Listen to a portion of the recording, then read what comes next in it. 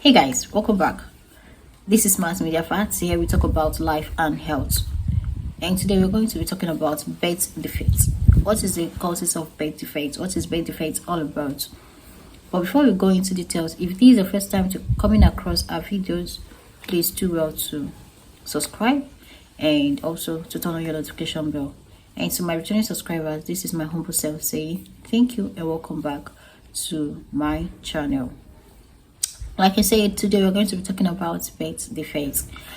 Birth defects is just an abnormal growth changes in your body that happens during fetal development. And these birth defects can affect any part of your child's body. But one thing about this is that not all birth defects are visible. Some are not visible while some are visible. And some of these defects can be life-threatening, while some only changes the appearance of your child or the way the child think, move, or function. Also, these birth defects are being categorized into 4 places. They are medication and substance exposure, infection during pregnancy, genetic problems, and environmental factors. But the main causes of these birth defect has not been found. It's still unknown, but we've gotten some of the causes of these birth defects.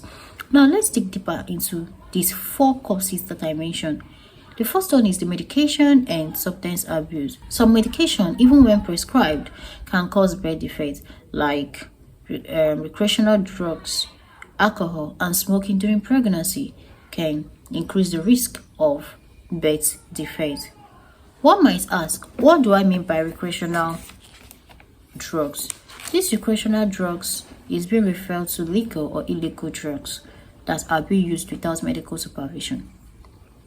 Drugs like analgesics. Under these analgesics, we have examples of analgesics like codeine, fentanyl, hydrocodone, methadone, mepridine, nitrazone, and oxycodone. These are examples of analgesics, and these drugs are being used mainly in the club. While some of these drugs that we take that are being prescribed have the content of these named drugs. Now we have stimulants. These stimulants is referred to drugs that speed up the message travel between the brain and the body. And some of the examples of these stimulants include the methamphetamine, which is being called ecstasy or molly. We have the second one, which is the nicotine. We have the cocaine. We have the ketamine, which is being known as K and K. Then the third one is depressants. These are drugs that slows down the function of the brain, which means that these are drugs that help to relieve stress or anxiety. And examples of these drugs are alcohol, benzodiazepine, cannabis, etc. And these recreational drugs are being used in the club, like I mentioned. So both the analgesics, the stimulants, and these depressants, which is under these recreational drugs, are being used in the club, while some of the drugs we take that are being prescribed have the content of these drugs.